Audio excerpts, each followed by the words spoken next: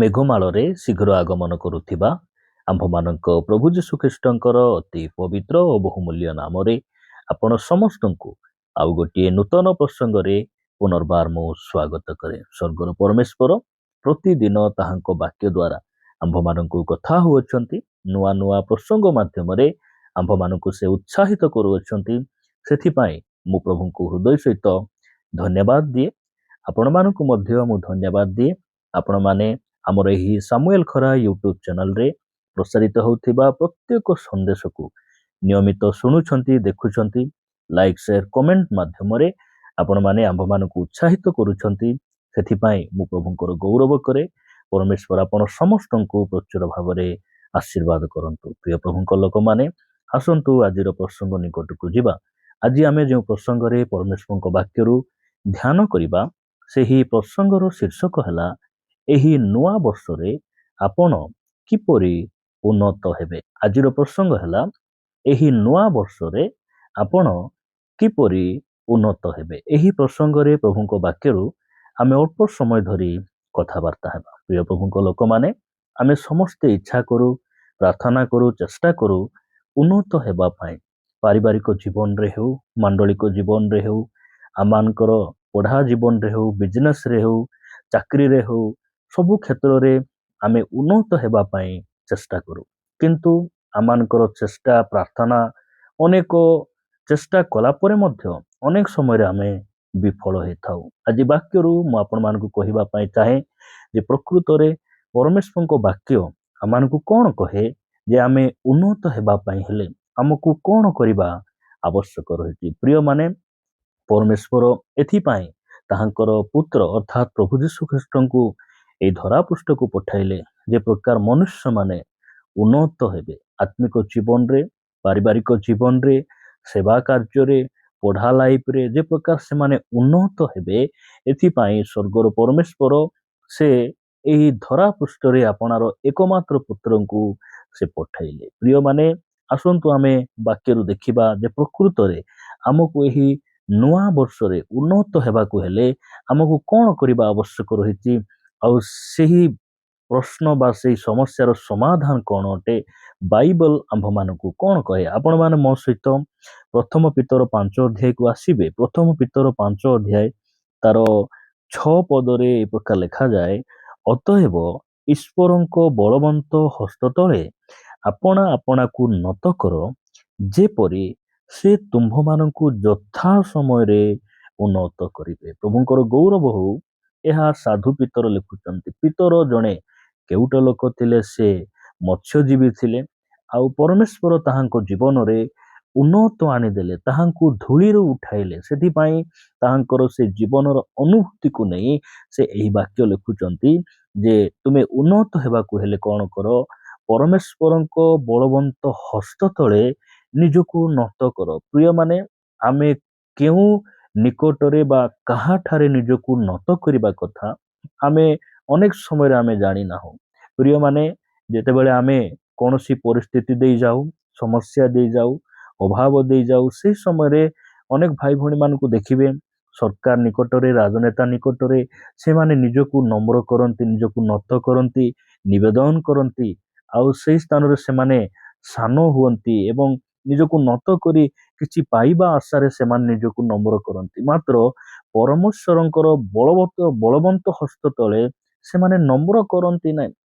ଆମକୁ ବାଇବଲ କୌଣସି ରାଜନେତାଙ୍କ ଅଧୀନରେ, କୌଣସି ଶାସନକର୍ତ୍ତା ମାନଙ୍କ ନିକଟରେ ନିଜକୁ ନତ କରିବା କଥା ବାଇବଲ ଆମକୁ କହେ ନାହିଁ। ହଁ, ଆମ ରାଜନେତା, ରାଜା, ଆମମାନଙ୍କର ଶାସନକର୍ତ୍ତା ମାନଙ୍କୁ ଆମେ ସମାଦାର କରିବାର ଅଛି, ତାଙ୍କ ପାଇଁ ପ୍ରାର୍ଥନା କରିବାର ଅଛି, ତାହାଙ୍କର ବଶୀଭୂତ ହେବାର ଅଛି। ଏହା ବାଇବଲ ଆମକୁ ଶିଖାଏ। ମାତ୍ର ବାଇବଲ ଆମକୁ ଏଇ ପ୍ରକାର ମଧ୍ୟ କହେ ଯେ ନିଜକୁ ଯଦି ନତ କରିବାର ଅଛି, ଉନ୍ନତ ଯଦି ଆମକୁ ହେବାର ଅଛି, ତାହେଲେ ଈଶ୍ୱରଙ୍କ ବଳବନ୍ତ ହସ୍ତ ତଳେ ନିଜକୁ ଆମେ ନତ କରିବା ଆବଶ୍ୟକ ରହିଛି। ଯେତେବେଳେ ଆମେ ଈଶ୍ୱରଙ୍କ ବଳବନ୍ତ ହସ୍ତ ତଳେ ନିଜକୁ ନତ କରିବୁ, ତାହେଲେ ସେହି ବଳବନ୍ତ ହସ୍ତ ଯେ କି ଆମକୁ ଉନ୍ନତ କରିବାରେ ସକ୍ଷମ, ଆମକୁ ଆମର ପରିସ୍ଥିତିକୁ ବଦଳାଇବାରେ ସକ୍ଷମ, ଆମକୁ ଉପରକୁ ଉଠାଇବାରେ ସକ୍ଷମ ସେହି ପରମେଶ୍ୱର ଆପଣାର ସେହି ବଳବନ୍ତ ହସ୍ତ ଦ୍ୱାରା ସେ କ'ଣ କରିବେ?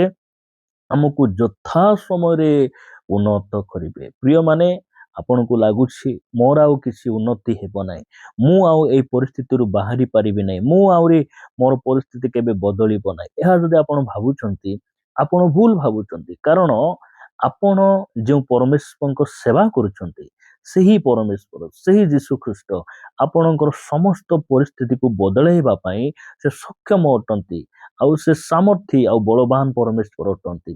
ଆଜି ଯଦି ଆପଣ ପରମେଶ୍ୱରଙ୍କ ସେହି ବଳବନ୍ତ ହସ୍ତ ତଳେ ନିଜକୁ ନତ କରିବେ, ତାହେଲେ ସେ ଆପଣଙ୍କୁ କ'ଣ କରିବେ? ଯଥା ସମୟରେ ଉନ୍ନତ କରିବେ। ଉନ୍ନତ ହେବାର ଏକମାତ୍ର ପଥ ହେଲା ନିଜକୁ ନତ କରିବା, ନିଜକୁ ପରମେଶ୍ୱରଙ୍କ ହସ୍ତରେ ସମର୍ପଣ କରିବା, ନିଜକୁ ନମ୍ର କରିବା। ପ୍ରିୟମାନେ, ପ୍ରଭୁ ଆମମାନଙ୍କୁ ଅନୁଗ୍ରହ କରନ୍ତୁ। ଏହା ସାଧୁ ପିତରଙ୍କର ଭାଷା ଅଟେ, ତାହାଙ୍କର ଲେଖା ଅଟେ। କାରଣ ସେ ମତ୍ସ୍ୟଜୀବୀ ଥିବା ସମୟରେ ପରମେଶ୍ୱର ତାହାଙ୍କୁ ଡାକିଲେ। ମତ୍ସ୍ୟଜୀବୀମାନଙ୍କୁ କେହି କଥା ହେବେ ନାହିଁ, କିଏ ସମ୍ମାନ ଦେବେ ନାହିଁ, ମାତ୍ର ସ୍ୱର୍ଗର ପରମେଶ୍ୱର ସେହି ପ୍ରକାର କେଉଟ ଲୋକମାନଙ୍କୁ ସେ ଆହ୍ୱାନ କଲେ। ଆପଣଙ୍କୁ ମୋତେ ମଧ୍ୟ ଯୀଶୁଖ୍ରୀଷ୍ଟ ପସନ୍ଦ କରନ୍ତି, ଆପଣଙ୍କୁ ମୋତେ ମଧ୍ୟ ସେ ପ୍ରେମ କରନ୍ତି। ସେଥିପାଇଁ ସେ କହୁଛନ୍ତି, ତୁମେ ନିଜକୁ ନତ କର, ମୁଁ ତୁମକୁ ଉନ୍ନତ କରିବି। ପ୍ରଭୁଙ୍କର ଗୌରବ ହଉ ଆପଣମାନଙ୍କ ନିକଟରେ। ପ୍ରଭୁ ଯୀଶୁଖ୍ରୀଷ୍ଟଙ୍କର ଶିକ୍ଷା, ସେ କି ପ୍ରକାର ଶିକ୍ଷା ଦେଲେ ଯେତେବେଳେ ସେ ପୃଥିବୀ ପୃଷ୍ଠରେ ଥିଲେ। ଆପଣ ଲୁକ ଲିଖିତ ସୁସମାଚାର 18 ଅଧ୍ୟାୟ 14 ପଦ ପଢିବେ, ଲେଖାଯାଏ, ମୁଁ ତୁମ୍ଭମାନଙ୍କୁ କହୁଅଛି ସେ ଲୋକ ନୁହେଁ, ବରଂ ଏହି ଲୋକ ଧାର୍ମିକ ଗଣିତ ହୋଇ ଆପଣା ଗୃହକୁ ଚାଲିଗଲା। କାରଣ ଯେ କେହି ଆପଣାକୁ ଉନ୍ନତ ବୋଲି ଦେଖାଏ ତାହାକୁ ନତ କରାଯିବ, କିନ୍ତୁ ଯେ ଆପଣାକୁ ନତ କରେ ତାହାକୁ ଉନ୍ନତ କରାଯିବ। ପ୍ରିୟମାନେ, ଏହି ସ୍ଥାନରେ 2 ଜଣ ବ୍ୟକ୍ତି ସେମାନେ ମନ୍ଦିରକୁ ଯାଉଛନ୍ତି ପ୍ରାର୍ଥନା କରିବା ନିମନ୍ତେ। ସେହି ଦୃଷ୍ଟାନ୍ତର ଶିକ୍ଷାରେ ସେ କହୁଛନ୍ତି ଯେ ସେହି ଲୋକ ନୁହେଁ, ବରଂ ଏହି ଲୋକ, ଅର୍ଥାତ୍ ସେହି ଫାରୁସୀ ନୁହେଁ, କରଗ୍ରାହୀ ଧାର୍ମିକ ହୋଇ ଘରକୁ ଫେରିଗଲା। ପ୍ରିୟମାନେ, ଆମେ କେବେ ମଧ୍ୟ ଆମେ ନିଜକୁ ଗର୍ବ କରିବା ନାହିଁ, ଆମେ ନିଜକୁ ନମ୍ର କରିବା, ନିଜକୁ ନତ କରିବା, ତାହେଲେ ପରମେଶ୍ୱର ଆମକୁ କ'ଣ କରିବେ? ଉନ୍ନତ କରିବେ, ସେ ଆମକୁ ଉପରକୁ ଉଠାଇବେ। ପ୍ରଭୁ ଯୀଶୁଖ୍ରୀଷ୍ଟ ଯେ କେବଳ ନତ କର ବୋଲି ସେ କହିଲେ ତାହା ନୁହେଁ, ସେ ନିଜକୁ ନତ କଲେ, ସେ ନିଜକୁ ସାନ ହେଲେ, ସେ ପରମେଶ୍ୱର ହେଲେ ମଧ୍ୟ ମନୁଷ୍ୟ ରୂପ ଧାରଣ କରି ସେ ନିଜକୁ ଶୂନ୍ୟ କଲେ। ଯଦି ଆପଣ ଦେଖିବେ ସାଧୁ ପାଉଲଙ୍କ ଲେଖା, ସେ ଯେତେବେଳେ କାରାଗାରରେ ଅଛନ୍ତି ସେହି ସମୟରେ ଫିଲିପିଓ ମଣ୍ଡଳୀକୁ ସେ ପତ୍ର ଲେଖୁଛନ୍ତି। ଆପଣ 2 ଅଧ୍ୟାୟ ପଢିବେ, ଫିଲିପିଓ 2 ଅଧ୍ୟାୟ ତାର 5 ପଦରୁ ଆଗକୁ ଏ ପ୍ରକାର ଲେଖାଯାଏ, ଖ୍ରୀଷ୍ଟ ଯୀଶୁଙ୍କର ଯେପରି ମନ ଥିଲା ତୁମ୍ଭମାନଙ୍କର ସେହିପରି ମନ ହେଉ।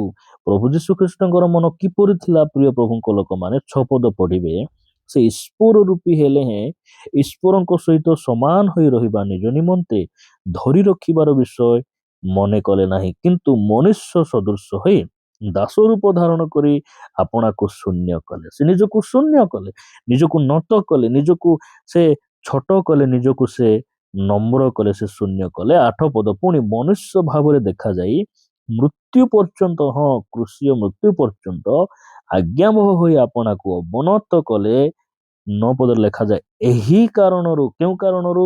ନିଜକୁ ନତ କରିବା କାରଣରୁ, ନିଜକୁ ସାନ କରିବା କାରଣରୁ, ନିଜକୁ ସେ ଶୂନ୍ୟ କରିବା କାରଣରୁ, ଏହି କାରଣରୁ ଈଶ୍ୱର ତାହାଙ୍କୁ ଅତିଶୟ ଉନ୍ନତ କରିଅଛନ୍ତି, ପୁଣି ସମସ୍ତ ନାମ ଅପେକ୍ଷା ସର୍ବୋତ୍କୃଷ୍ଟ ନାମ ତାହାଙ୍କୁ ପ୍ରଦାନ କରିଅଛନ୍ତି, ଯେପରି ସ୍ୱର୍ଗ, ମର୍ତ୍ତ ଓ ପାତାଳରେ ଥିବା ପ୍ରତ୍ୟେକ ଜାନୁ ଯୀଶୁଙ୍କ ନାମରେ ନତ ହେବ।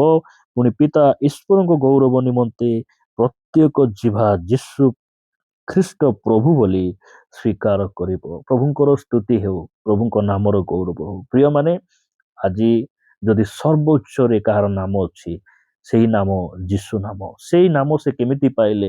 ନିଜକୁ ନତ କରିବାରୁ। ପିତା ତାଙ୍କୁ ଅତିଶୟ ଉନ୍ନତ କରିଅଛନ୍ତି। ଯୀଶୁଖ୍ରୀଷ୍ଟ ଯେବେ ଜନ୍ମ ହେଲେ, ସେ ଗୋଟେ ଗୁହାଳ ଘରେ ଜନ୍ମ ହେଲେ। ତାଙ୍କୁ ରହିବା ପାଇଁ ଗୋଟେ ଭଲ ଘର ବି ନଥିଲା। ସେ କହିଲେ ଯେ ଆକାଶ ପକ୍ଷୀର ବସା ଅଛି, ଆଉ କୋକି ଶିଆଳିର ଗାତ ଅଛି, କିନ୍ତୁ ମନୁଷ୍ୟ ପୁତ୍ର ନିମନ୍ତେ ମୁଣ୍ଡ ଗୁଞ୍ଜିବାର ସ୍ଥାନ ନାହିଁ। ସେ ଯେତେବେଳେ ଜନ୍ମଗ୍ରହଣ କଲେ, ଗୁହାଳ ଘରେ ଜନ୍ମଗ୍ରହଣ କଲେ। ପ୍ରିୟମାନେ, ସେ ଯେତେବେଳେ ସେ ସେବା କାର୍ଯ୍ୟ କଲେ, ସେ ଗୋଟେ ଭଡ଼ା ଘରେ ରହିଲେ। ମାତ୍ର ଲୋକ ଭାବୁଥିଲେ ଯେ ଯଦି ଏହି ପରମେଶ୍ୱର, ତାହେଲେ ସେ ଗୁହାଳ ଘରେ କି ପ୍ରକାର ଜନ୍ମ ହେଲେ? ତାଙ୍କୁ କେମିତି ସେ ଗୋଟେ ଦରିଦ୍ର ଅବସ୍ଥା ଦେଇକିନା ସେ ରହୁଛନ୍ତି। ଏହା ଅନେକ ଲୋକ ଭାବୁଥିଲେ, ମାତ୍ର ଯୀଶୁ ଖ୍ରୀଷ୍ଟ ସେଇ ପ୍ରକାର ଆଜି ନାହାନ୍ତି। ସେ ସ୍ୱର୍ଗରେ ପିତାଙ୍କର ସିଂହାସନରେ ସେ ବିରାଜମାନ ଅଟନ୍ତି, କାରଣ ତାହାଙ୍କୁ ତାଙ୍କର ପିତା ଉନ୍ନତ କରିଛନ୍ତି। କେମିତି ଉନ୍ନତ କଲେ? ନିଜକୁ ଶୂନ୍ୟ କରିପାରୁ, ନିଜକୁ ନମ୍ର କରିପାରୁ। ପ୍ରିୟମାନେ, ପ୍ରଭୁଙ୍କ ଦାସ ଭାବରେ ମୁଁ ଆପଣଙ୍କୁ କହିବା ପାଇଁ ଚାହେଁ, ଯେଉଁମାନେ ଆମର ଏହି ବାକ୍ୟ ଗୁଡ଼ିକୁ ଶୁଣୁଛନ୍ତି, ଆପଣ ଯଦି ଏହି ନୂଆ ବର୍ଷରେ ଉନ୍ନତ ହେବାର ଅଛି, ତାର ଏକମାତ୍ର ଉପାୟ ହେଲା, ଏକମାତ୍ର ପଥ ହେଲା ନିଜକୁ ଉନ୍ନତ କରିବା। ତାହେଲେ ପରମେଶ୍ୱର ଆମକୁ କଣ କରିବେ?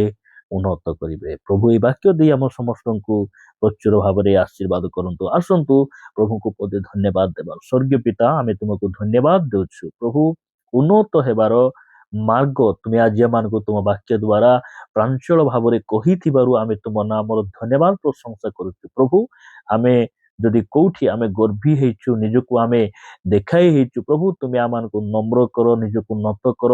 ଆଉ ପ୍ରଭୁ ଆମ ଜୀବନରେ ତୁମେ ଉନ୍ନତି ଆଣ। ପ୍ରଭୁ, ଉନ୍ନତି ତୁମ ଠାରୁ ଆସେ। ତୁମେ ଆମକୁ ନ ଉଠାଇଲେ ଆମେ କେବେ ଉଠି ପାରିବୁ ନାହିଁ। ବାପା, ଆମ ଜୀବନରେ ତୁମେ ଉନ୍ନତ ଉପରେ ଉନ୍ନତ କର, ମଙ୍ଗଳ ଉପରେ ମଙ୍ଗଳ କର, ଆଉ ତୁମେ ଗୌରବ ପାଅ। ପ୍ରାର୍ଥନା ପ୍ରିୟ ପ୍ରଭୁ ଯୀଶୁଙ୍କ ନାମରେ ମାଗୁଛୁ ପିତା, ଆମେନ୍।